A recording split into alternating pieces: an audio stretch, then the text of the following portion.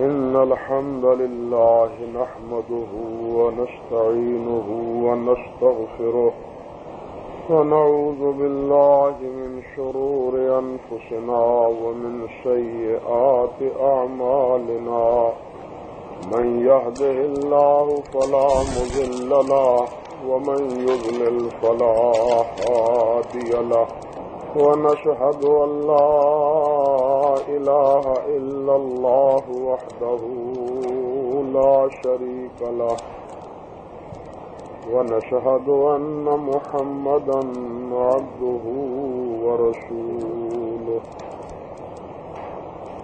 اللهم صل على محمد وعلى آل محمد كما صليت على إبراهيم وعلى آل إبراهيم إنك حميد مجيد اللهم بارك على محمد وعلى آل محمد كما باركت على إبراهيم وعلى آل إبراهيم إنك حميد مجيد أما بعد فأعوذ بالله السميع العليم من الشيطان الرجيم من همزه ونفخه ونفثه بسم الله الرحمن الرحيم يا أيها الذين آمنوا أطيعوا الله وأطيعوا الرسول وأولي الأمر منكم فإن تنازعتم في شيء فردوه إلى الله والرسول إن كنتم تؤمنون بالله واليوم الآخر ذلك خير وأحسن تأويلا۔ اے ایمان والو، اطاعت کرو اللہ کی اور اطاعت کرو رسول کی، اور تم میں سے جو اولی الامر ہیں، پھر اگر تم اختلاف کرو کسی کام میں، کسی مسئلے میں، تو اس کو لوٹا دو اللہ اور رسول کی طرف۔ اگر تم ایمان رکھتے ہو اللہ پر اور قیامت کے دن پر، یہ بہتر ہے اور اچھا ہے انجام تعبیر کے اعتبار سے۔ بھائیوں اور بزرگوں، سورۃ نساء کی یہ ایک آیت ہے جو میں نے آپ کے سامنے تلاوت کی، اور اس کا سادہ سا ترجمہ بھی آپ حضرات نے سماعت فرمایا۔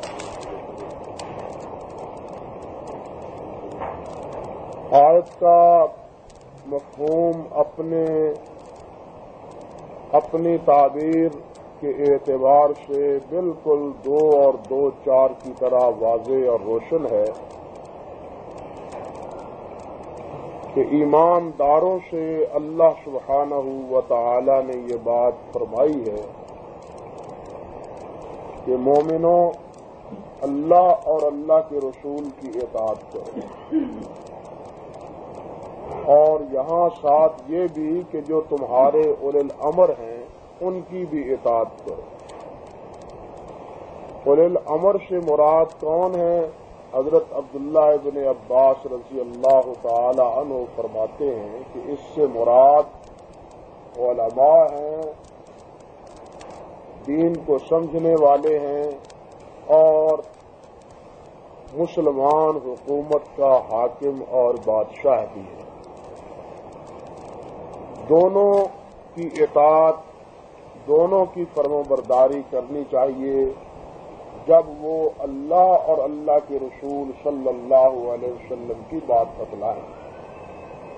جس طرح کہ حضرت سیدنا ابو بکر صدیق رضی اللہ تعالی عنہ نے خلیفہ منتخب ہونے کے بعد جب سب سے پہلے خطبہ ارشاد فرمایا تو انہوں نے یہ بات کہی کہ اطیعونی ما اطاعت اللہ ورسولہ،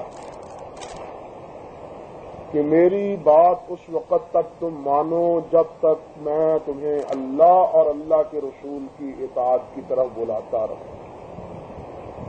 فَإِنْ عَصَيْتُ، اگر میں نافرمانی کروں اللہ اور اللہ کے رسول کی، تو پھر تم میری اطاعت اور میری بات مت مانو۔ یعنی امام کی یا کسی اور امام کی ہو، خلیفہ کی ہو، عالم کی بات ہو، تو یہ بھائی اسی حد تک ہے جب تک وہ اللہ اور اللہ کے رسول صلی اللہ علیہ وسلم کے حکم اور فرمان کے تابع اور ان کی نگرانی اور ان کے فرامین کے مطابق ہو۔ اگر اس میں کوئی اختلاف کسی صورت پیدا ہو جائے، کوئی مولوی صاحب مسئلہ بتلائیں، بات وہ نہ سمجھ آئے، یا حاکم کوئی فیصلہ کرے، رعایا اس فیصلے کو نہ تسلیم کرے، تو ایسی صورت میں کیا کرنا چاہیے؟ ایسی صورت میں فرمایا کہ تمہیں پھر اپنے اس معاملے کو، اپنے اس فیصلے کو اللہ اور اللہ کے رسول صلی اللہ علیہ وسلم کی طرف لوٹا دینا چاہیے۔ تمہاری دو رائے ہو گئی ہیں، حاکم کہتا ہے کہ یہ کہو اور رعایا کہتی ہے کہ یہ نہیں کرنا چاہیے، ایسے نہیں ہونا چاہیے۔ ایسی صورت میں اطاعت کس کی؟ اللہ اور اللہ کے رسول صلی اللہ علیہ وسلم۔ نبی علیہ الصلوۃ والسلام نے ایک لشکر روانہ کیا اور حضرت عبداللہ بن حذیفہ رضی اللہ تعالی عنہ کو ان کا اس لشکر کا امیر سپہ سالار مقرر کیا۔ روانہ کرتے ہوئے انہوں نے نبی علیہ الصلوۃ والسلام نے فرمایا، دیکھو یہ تمہارا امیر ہے، اپنے اس امیر کی اطاعت کرو۔ یہاں تک فرما دیا کہ اس کی اطاعت میری اطاعت ہوگی، اس کی نافرمانی میری نافرمانی ہوگی۔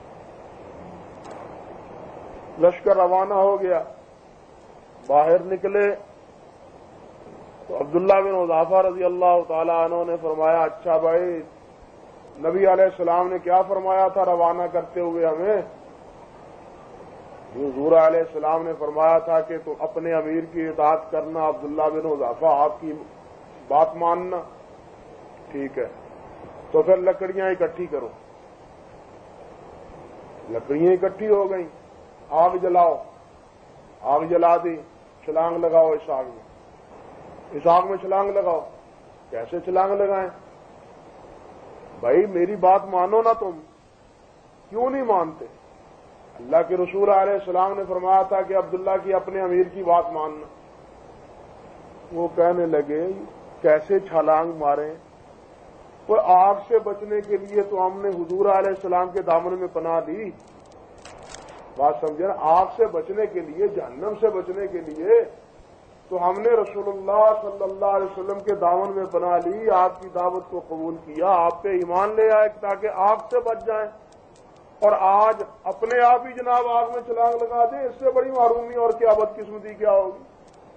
جب تک اللہ کے رسول سے مسئلہ نہ پوچھ لیں ہم بات نہیں مانیں۔ اختلاف ہوا نا، جب تک اللہ کے رسول کی بات نہیں مانیں گے، اللہ کے رسول سے پوچھ نہ لیں کہ حضور یہاں بات کیا کریں، مانے امیر اپنے کی بات یا نہ مانے، ہمیں تو نہیں سمجھ آتی یہ بات اس کی کہ جہنم سے بچنے کے لیے تو یہ سارے پاپڑ ویلے ہیں ہم نے، یہ نمازیں، یہ روزے، آپ کی اطاعت، فرم و برداری، یہ سب کچھ ہے تو اسی لیے کہ جہنم سے بچاؤ ہو جائے اور اللہ ذوالجلال ہم پہ راضی ہو جائے۔ لیکن آج ہم اپنے ہی ہاتھوں سے جلائی ہوئی آگ کو خود اس میں داخل ہو جائیں، جل مریں، کوئلہ بن جائیں، یہ کس طرح گوارا ہے؟ جب تک حضور سے پوچھ نہ لیں اس وقت تک بات ہم نہیں مانیں گے۔ چلو نبی علیہ السلام سے مسئلہ جا کے پوچھ لی، جی آپ نے اپنے ہمارے امیر کے لیے یہ فرمایا تھا کہ اس کی اطاعت کرنا ہے، اس کی بات ماننا۔ اب واقعہ یہ ہوا کہ جلائی آگ اور ہمیں امیر صاحب نے حکم دیا، ہمارے سپہ سالار نے فرمایا کہ اس میں چھلانگ لگاؤ۔ نبی علیہ الصلوۃ والسلام نے فرمایا دیکھو اگر تم چھلانگ لگا دیتے تو کبھی بھی جہنم سے نہ نکلتے، کبھی بھی آگ سے نہ بچتے، کبھی بھی جہنم سے آگ سے نہ تم نجات نہ پاتے۔ ساتھ آپ نے فرمایا کہ انما الطاعۃ فی المعروف، اطاعت معروف کاموں میں ہے، منکرات میں امیر کی اطاعت نہیں۔ منکرات میں جس میں اللہ اور اللہ کے رسول کی نافرمانی کا پہلو ٹپکتا ہو، وہ نمایاں ہو رہا ہو، ظاہر ہو رہا ہو، اس میں کسی کی اطاعت جو ہے وہ لازم نہیں ہے۔ اللہ اکبر۔ قرآن مجید میں اللہ سبحانہ و تعالی کا ایک فرمان ہے، فرمایا وَلَا تَرْكُنُوا إِلَى الَّذِينَ ظَلَمُوا فَتَمَسَّكُمُ النَّارُ، فرمایا کہ ظالموں کا ساتھی مت بنو، ظالموں کے سامنے مت جھک جاؤ، ان کے فرما بردار مت بن جاؤ، رکون ہے نا، ان کے فرما بردار مت بن جاؤ، ان کی بات ان کی ہاں میں ہاں مت ملاؤ، پنجابی میں ہماری زبان میں ان کی ہاں میں ہاں مت ملاؤ، لا ترکنوا الی الذین ظلموا فتمسکم النار، وہی جہنم میں نہیں ظالم جائیں گے، تم بھی جہنم کا ایندھن بنو۔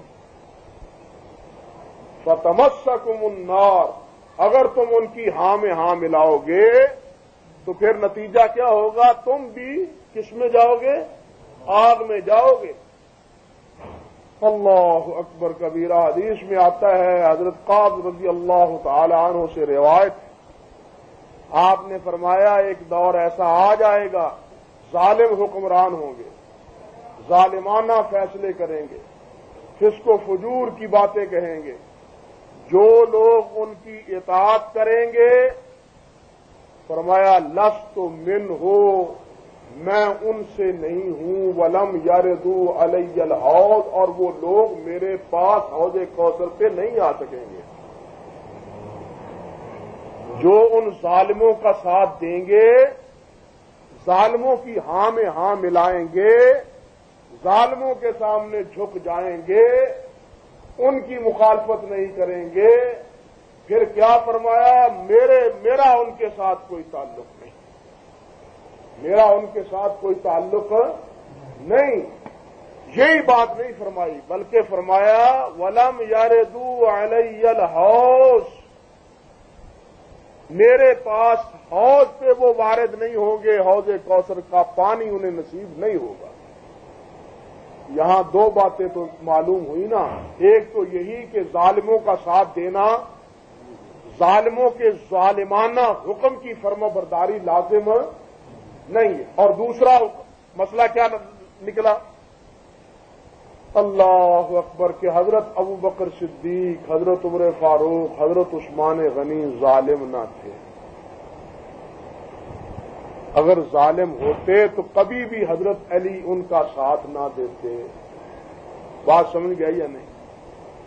ان کے رفیق، ان کے مشیر، ان کے مصاحب کبھی بھی حضرت علی بننا گوارا نہ کرتے۔ اگر یہ وہ سمجھتے کہ ابو بکر ظالم ہیں، عمر ظالم ہیں، عثمان ظالم ہیں، تو بتلائیے اگر آج جو حضرت ابو بکر صدیق اور عمر فاروق اور عثمان غنی کے خلاف ظالمانہ ایک چارج شیٹ بتلائی اور شائع کی جاتی ہے، اگر وہ واقعتاً وہ ہے تو پھر گناہ یا مجرم تنہا ابو بکر و عمر و عثمان نہیں، برابر کے علی بھی شریک ہے۔ بات سمجھے یا نہیں سمجھے؟ اگر علی کو بچانا ہے تو لازماً سب سے پہلے ابو بکر و عمر و عثمان کو بچائیں، پھر علی بچیں گے، ورنہ علی بھی نہیں بچتے۔ آپ سو کہتے رہے ابو بکر نے یہ کیا، عمر نے یہ کیا، عثمان نے یہ کیا، حضرت علی ایسے تھے، ٹھیک ہے، ان کے محامد مناقب اپنی جگہ، لیکن ایک اصولاً بات سمجھ لیں۔ اللہ شیخ الاسلام ابن تیمیہ رحمۃ اللہ علیہ نے منہاج السنہ میں بڑی پیاری بات کہی۔ وہ فرماتے ہیں عیسائیوں، یہودیوں، جتنے دلائل حضرت موسیٰ علیہ السلام اور حضرت عیسیٰ علیہ السلام کی نبوت اور صداقت کے ہیں، اس سے کہیں بڑھ کے نبی کریم صلی اللہ علیہ وسلم کی صداقت اور نبوت کے دلائل موجود ہیں۔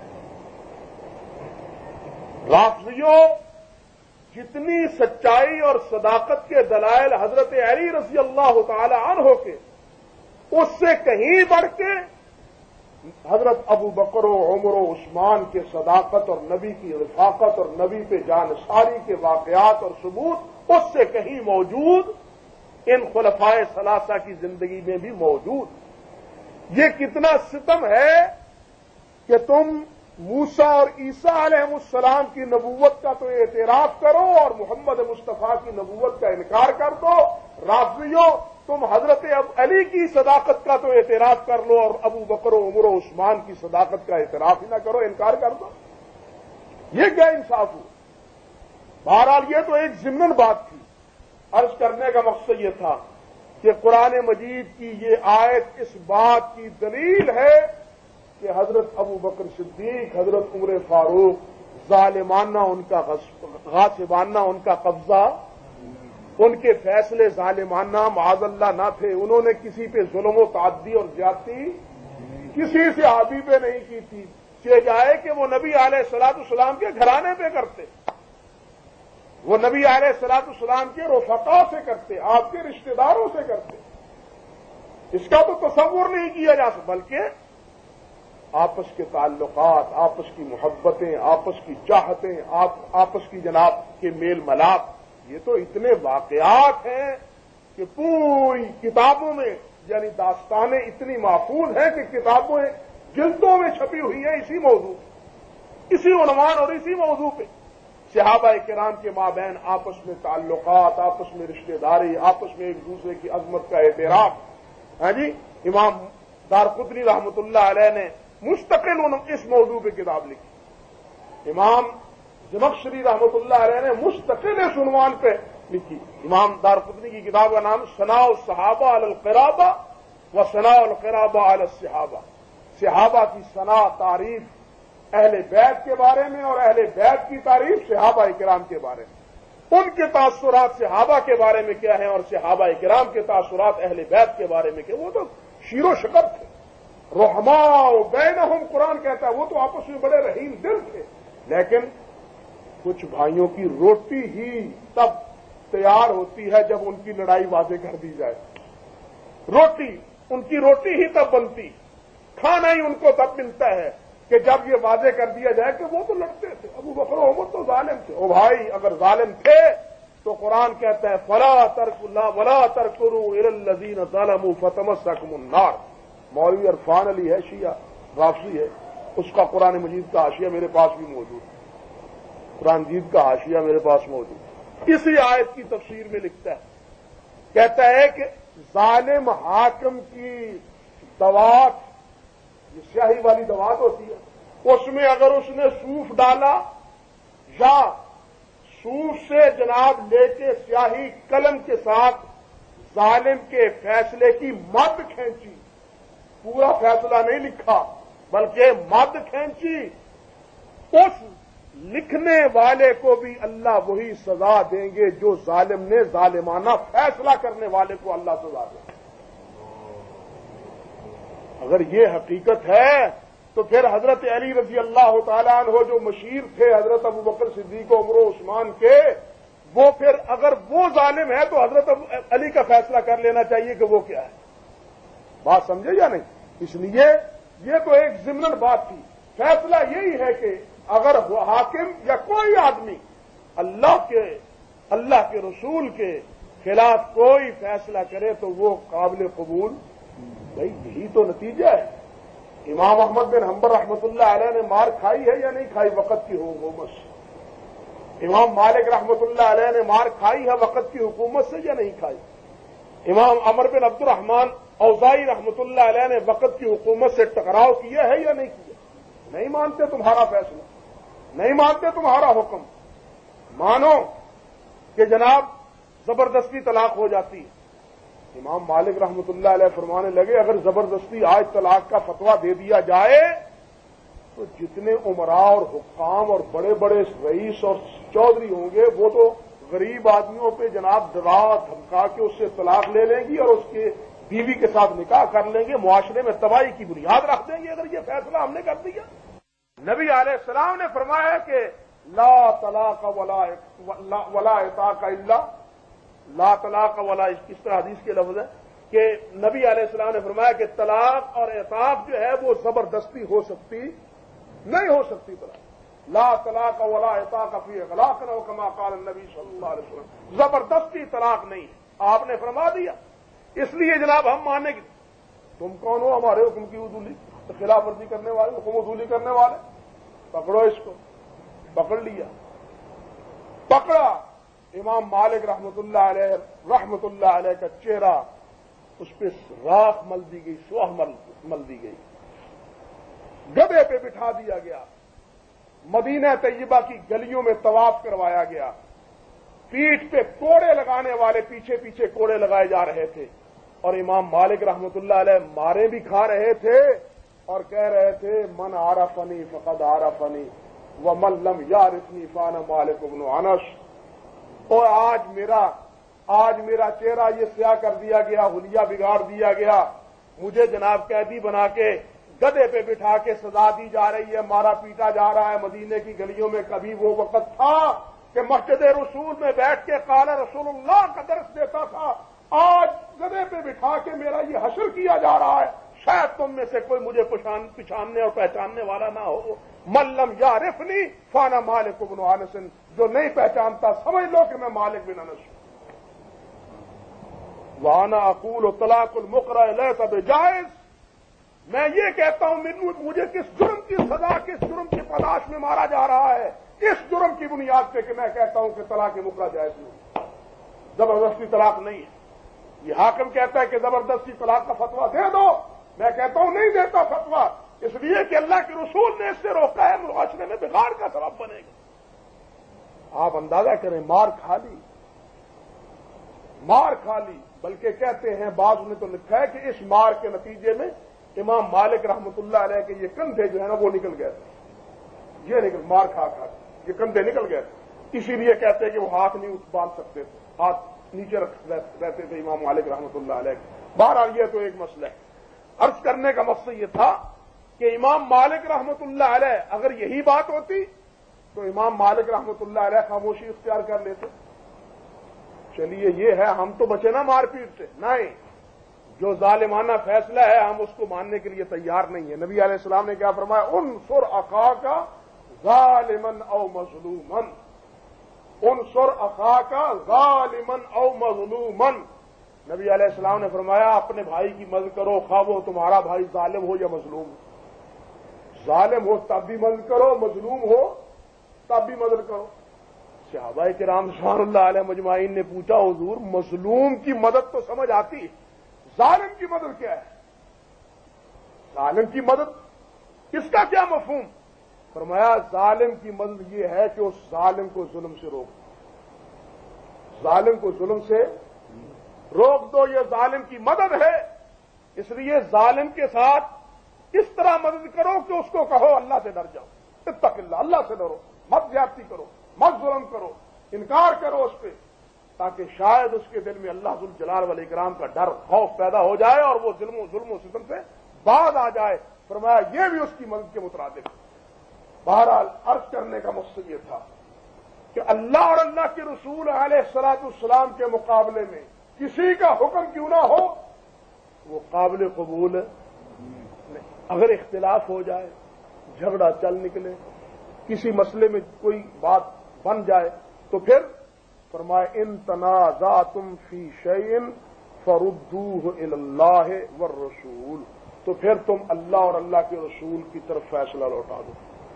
بات جی مولوی صاحب سے پوچھ لیں جی اس مسئلے میں اللہ کے رسول کا فیصلہ کیا ہے؟ مسئلہ سمجھ لیں بھائی، سیدھی بات، امت کی یہ ذمہ داری نہیں ہے، امت کے کسی فرد کی یہ ذمہ داری نہیں ہے کہ وہ یہ مسئلہ پوچھے کہ مولوی صاحب بتلاؤ امام شافعی کا فتویٰ اس مسئلے میں کیا ہے، امام احمد کا قول اس میں کیا ہے، اس میں جناب امام ابو حنیفہ رحمۃ اللہ علیہ کا فیصلہ کیا ہے، اس میں امام مالک رحمۃ اللہ علیہ کا فیصلہ کیا ہے، کسی امتی کی یہ ذمہ داری نہیں ہے۔ مسئلہ سمجھ لو، امتی کی ذمہ داری یہ ہے کہ وہ یہ پوچھے کہ جس کا کلمہ پڑا ہے اس کا فرمان کیا ہے۔ بات سمجھے؟ امتی کی ذمہ داری یہ ہے کہ وہ پوچھے کہ مولوی صاحب جس کا کلمہ پڑا ہے اس کا فرمان کیا ہے۔ اور عالم کی ذمہ داری ہے العلماء ورثۃ الانبیاء، وہ کسی کے وارث نہیں ہیں، وہ وارث ہے تو محمد مصطفیٰ کے وارث، جو وارث ہے تو کس کے وارث ہیں؟ محمد مصطفیٰ کے وارث ہیں۔ وہ مت کسی کا قول عمل پیش کرے، وہ یہ بتلائے کہ محمد مصطفیٰ کا فیصلہ یہ ہے، محمد مصطفیٰ صلی اللہ علیہ وسلم کا فرمان یہ ہے۔ امتی کی بھی یہ ذمہ داری ہے، عالم کی بھی یہ ذمہ داری ہے۔ اسی لیے تو یہاں فرمایا فردوہ الی اللہ والرسول، کسی اور کی طرف نہیں کہ فلاں کا فیصلہ کیا ہے، فلاں حضرت کا فیصلہ کیا ہے، فلاں حضرت نے کیا فرمایا ہے۔ نہ ان کی بزرگی اپنی جگہ، ان کی ولایت اپنی جگہ، ان کا درجہ اپنی جگہ، ان کا مرتبہ اپنی جگہ، لیکن فیصلہ اللہ کے رسول۔ فیصلہ دیکھیے، میرے نزدیک میری عقیدت کا ایک مرکز ایک بزرگ ہے، آپ کی عقیدت کا مرکز دوسرے بزرگ ہے، دوسرے بھائی کی عقیدت کا مرکز ایک اور بزرگ ہے۔ اگر بزرگ ہی کی بات ہے تو یہ اختلاف تو پھر پیدا ہوتا ہی گیا۔ میں اپنے بزرگ کی مانوں گا، آپ اپنے بزرگ کی مانیں، یہ اپنے بزرگ کی مانے، بات تو نہ بنی۔ بھائی جس جھگڑے سے نکالنا چاہا اسلام نے وہ تو جھگڑا بدستور قائم رہا، وہ جھگڑا کس طرح ختم ہوگا؟ یہ بزرگ ان کی بزرگی اپنی جگہ، لیکن جو بزرگوں کے بزرگ ہیں ان کی بات مان لو، جو سب بزرگوں کے بزرگ ہیں، ہاں جو سب بزرگوں کے بزرگ ہیں، بس سب کو چھوڑ دو، بس یہ دیکھو کہ سب بزرگوں کے بزرگ، سب بزرگوں کے نہیں، نبیوں کے بھی بزرگ، جو نبیوں کے بھی امام، جو نبیوں کے بھی امام، ان کی بات مان لو، بس پھر سب خیر۔ ساتھ کیا فرمایا؟ ذالک خیر و احسن تاویلا، یہ ہے بہتر، اس کے علاوہ اور کوئی بہتری نہیں ہے۔ تم کہو اچھا یہ ہے، یہ بہتر ہے، یہ اچھا ہے، یہ بہت بھلا ہے، کوئی بہتر نہیں ہے، کوئی بھلا نہیں ہے۔ بہتر فیصلہ وہ جو اللہ اور اللہ کے رسول کا ہے، نتیجے کے اعتبار سے فیصلہ وہ جو اللہ اور اللہ کے رسول کا ہے، نہ نتیجے اور محال کے اعتبار سے کسی اور کا فیصلہ اچھا ہے، نہ اس میں کوئی بھلائی اور نہ اس میں کوئی خیر ہے۔ بھلائی اور خیر اور انجام کے اعتبار سے اگر فیصلہ بہتر ہے تو وہ صرف اللہ اور اللہ کے رسول علیہ الصلوۃ والسلام کا، کسی اور کا نہیں۔ یہ بات ہے جو اس آیت میں اللہ سبحانہ و تعالی نے ہمیں سمجھائی، اور سچی بات ہے کہ اگر اس آیت کو ہم پلے باندھ لیں تو ہم سیدھے سادے مسلمان بن جائیں۔ یہ جتنی نافرمانیاں ہیں، جتنی کوتاہیاں ہیں، وہ انفرادی ہوں، وہ اجتماعی ہوں، وہ معاشرتی ہوں، وہ معاشی ہوں، وہ ساری کی ساری وہ اس بنیاد اور اس مفسدے اور اس جڑ کی نتیجہ ہے کہ ہم نے اللہ اور اللہ کے رسول کو فیصل نہیں بنایا۔ اللہ اور اللہ کے رسول کو فیصل، آپ دیکھیں یہاں جھگڑا چلتا رہا یا نہیں چلتا، ایمانداری سے بات بتلائیں، یعنی میں کبھی ایسی بات نہیں کرتا، لیکن صرف سمجھانے کے لیے یہاں جھگڑا چلتا نہیں رہا کہ فقہ جعفری چلتا رہا، کیونکہ حضرت جعفر صادق ایک کی عقیدت کا مرکز، حضرت امام حنیفہ رحمۃ اللہ علیہ دوسرے کی عقیدت کا مرکز، کہ فقہ حنفی۔ نتیجہ کیا دیا جی؟ اس نتیجے نے، اس جھگڑے نے کیا نتیجہ دیا؟ اختلاف ہے۔ بھائی کچھ بھائی ہیں وہ کہتے ہیں یہ مانو ہمارے عقیدت کا مرکز یہ، دوسرے کہتے ہیں ہماری عقیدت کا مرکز یہ۔ بھائی وہ بھی بزرگ، وہ بھی امام، وہ بھی دین کے خادم، وہ بھی دین کے بزرگ، لیکن یہ دونوں دین کے بزرگ ہیں رسول اللہ کی اطاعت کر کے۔ بس ہم کو اس مرکز ملت کی طرف آنا چاہیے، اس مرکز کی طرف آنا چاہیے۔ جب اپنے اپنے عقیدت کے مرکز کی طرف آئیں گے تو کبھی امت میں اتفاق پیدا نہیں ہوگا۔ بات سمجھ لیں، کبھی امت میں اتفاق پیدا نہیں ہوگا۔ امت میں اتفاق کی ایک ہی راہ ہے اور ایک ہی سبیل ہے، ایک ہی راستہ ہے کہ ہم محمد مصطفیٰ صلی اللہ علیہ وسلم کے دامن کے ساتھ وابستہ ہو جائیں۔ اور صحابہ کرام کی زندگی میں اس کی مثالیں موجود ہیں، صحابہ کرام کی زندگی میں اس کی مثالیں موجود ہیں۔ آپ دیکھیں، حضرت صلی اللہ علیہ وسلم کا انتقال ہوتا ہے، اس دنیا سے آپ رخصت ہو جاتے ہیں۔ سب سے پہلا جھگڑا جو اس امت میں واقع ہوا وہ کیا تھا معلوم ہے؟ خلافت کا مسئلہ تھا۔ نبی علیہ الصلوۃ والسلام چارپائی پہ ہیں ابھی، یہ کتنا بڑا المیہ ہے۔ حضرت صلی اللہ علیہ وسلم کے کفن و دفن کا انتظام ابھی نہیں ہوا۔ حضرت علیہ الصلوۃ والسلام حجرہ مبارک میں چارپائی پہ، اور ادھر ثقیفہ بنو ساعدہ میں۔ یہ ثقیفہ بنو ساعدہ مدینہ طیبہ آپ گئے ہیں نا، بعض ساتھی آپ نے، یعنی مسجد نبوی سے یوں کہہ لیجیے کہ 2-3 ایکڑ کی مسافت پہ زیادہ سے مسجد نبوی، اصل مسجد نبوی اب موجودہ نہیں۔ اب موجودہ مسجد نبوی تو سارا مدینہ اس جو دور کا جو تھا وہ سارا اب مسجد نبوی ہی بن گیا، اس دور کا، آج کی بات نہیں کرتا۔ اس دور میں مسجد نبوی سے تقریباً یہی سمجھ لیں کہ 2-2.5 ایکڑ دور صحابہ کرام کا اتفاق ہوا، بیٹھے ہیں انصار صحابہ کرام جمع ہیں، اب تو خلافت ہمارا حق ہے۔ یہ مہاجر کیا ہے؟ لٹ پٹ کے آئے، جگہ ہم نے دی، قربانی ہم نے دی، ہاں جی، جائیدادیں ہم نے ان کو دی، محبت ہم نے ان کو دی، اب ہمارا حق ہے حضور علیہ الصلوۃ والسلام کے بعد کی خلافت ہم کریں۔ جناب باہر چل نکلے، کچھ مہاجرین بھی وہاں پہنچے، نے کہا نہ، جتنا مجھا ہوا دماغ، جتنی خدمات، جتنی قربانیاں اور دین کے بارے میں جتنی جناب انہوں نے پیش رفت کی ہے مہاجرین نے، تم تو ابھی نہیں، وہ تو 13 سال پہلے تم سے مسلمان ہو گئے تھے، ہمارے کھاتے رہے 13 سال پہلے، تمہارے مسلمان ہونے سے ان کا حق ہے۔ اب جناب اختلاف بڑھا، ہم بنیں گے، یہاں تک کہ اختلاف قریب تھا کہ لڑائی تک کی نوبت پیدا ہو جائے۔ ابھی حضور علیہ السلام تو دفن نہیں ہوئے، اتنا خطرناک موقع۔ حضرت عمر فاروق کو پتا چلا، حضرت ابوبکر صدیق مسجد نبوی میں بیٹھے ہوئے، پکڑا ہاتھ، تم جہاں بیٹھے ہوئے ہو وہاں مصیبت پڑی ہے، امت میں فتنہ پیدا ہو گیا، اٹھو یہاں سے، اٹھو یہاں نکلو۔ کھینچ کے لے گئے حضرت ابوبکر صدیق کو، حضرت عمر فاروق رضی اللہ تعالیٰ عنہ جا کے وہاں بٹھا دیا۔ یہ دیکھو، یہ سنو تو صحیح ہے کیا ہو رہا ہے۔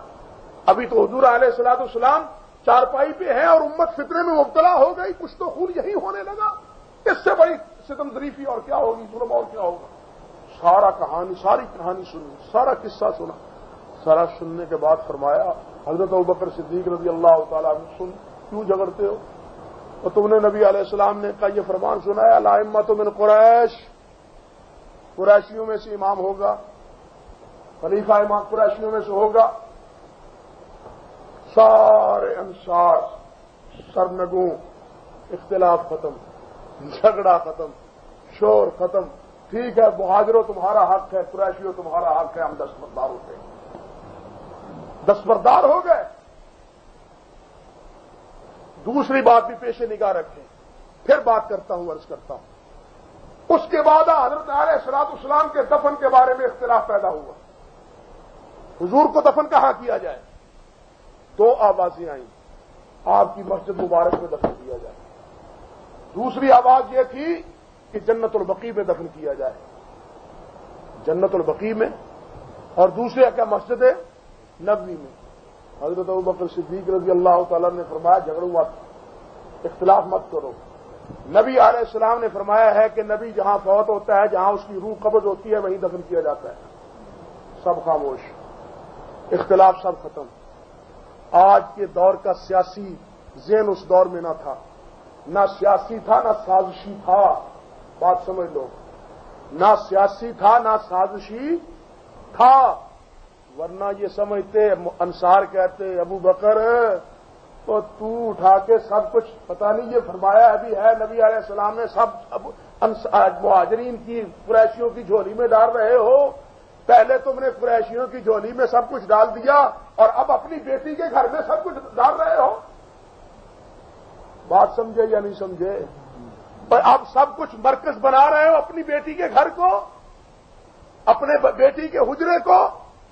کسی صحابی نے یہ جسارت، بات سمجھے یا نہیں، کسی صحابی نے یہ جسارت نہیں کی۔ وہ سمجھتے تھے کہ ابو بکر سچ کہہ رہے ہیں، ابو بکر صدیق نے سچ فرمایا ہے، ورنہ آج کا سازشی جو ہے ذہن ہوتا صحابہ کرام میں، وہ تو کہتا کہ ابو بکر نے سازش کی ہے ہمارے خلاف، اہل بیت کے خلاف، اہل بیت کے خلاف سازش کی ہے، اور روایت گھر کے جناب یہ بیان کر دی کہ جہاں نبی جو ہے موت ہو وہیں دفن کیا جاتا ہے۔ معاذ اللہ ثم استغفر اللہ، صحابہ کرام کا ذہن اس قسم کی مسموم ہواؤں سے بالکل پاک صاف اور ستھرا تھا، جو آج کے دور میں لوگوں کا ذہن جو ہے اس قدر مسموم ہو چکا ہے۔ کہنے کا مقصد یہ تھا کہ صحابہ کرام اختلاف کے بعد ایک بات پہ متفق کس پہ ہوئے؟ اللہ کے رسول علیہ السلام، اور اس کی تو اور بہت سی مثالیں موجود۔ کہنے کا مقصد یہ ہے کہ آج بھی امت کسی اصول کو اپنا لے تو بہت سے اختلافات خود بخود ختم ہو سکتے ہیں، بہت سی بدعات ختم ہو جاتی ہیں، بہت سے اعمال جو ہم نیکیوں کے نام پہ کرتے ہیں خود بخود زمین بوس ہو جاتے ہیں، جب ہم یہ دیکھیں کہ اللہ کے رسول علیہ السلام نے یہ نہیں فرمایا، اللہ کے رسول علیہ السلام نے یہ نہیں کیا، تو ساری کی ساری باتیں جو ہیں وہ تج ہو جاتی ہیں، ختم ہو جاتی ہیں۔ اللہ سبحانہ و تعالی ہمیں اپنا اور اپنے نبی کا متبع بنائے، اپنی اور اپنے نبی کی اطاعت اور فرم برداری کی توفیق عطا فرمائے۔ یہ صرف نماز میں نہیں، روزے میں نہیں، سارے معاملات میں، گھر کے معاملات میں، پڑوسیوں کے معاملات میں، اولاد کے معاملات میں، بیوی بچوں کے معاملات میں، کاروبار کے معاملات میں، اپنی وضع و قطع شکل و صورت کے معاملات میں ہمیں سب کچھ عزیز ہو تو محمد مصطفیٰ عزیز ہو، کوئی عزیز آپ کے مقابلے میں نہ ہو۔ یہی ایمان ہے، یہی سلامتی کی راہ ہے، اور یہی کامیابی کا راستہ ہے۔ اللہ سبحانہ و تعالی اس کو اخذ کرنے کی ہمیں توفیق عطا فرمائے۔ وآخر دعوانا الحمدللہ رب العالمین۔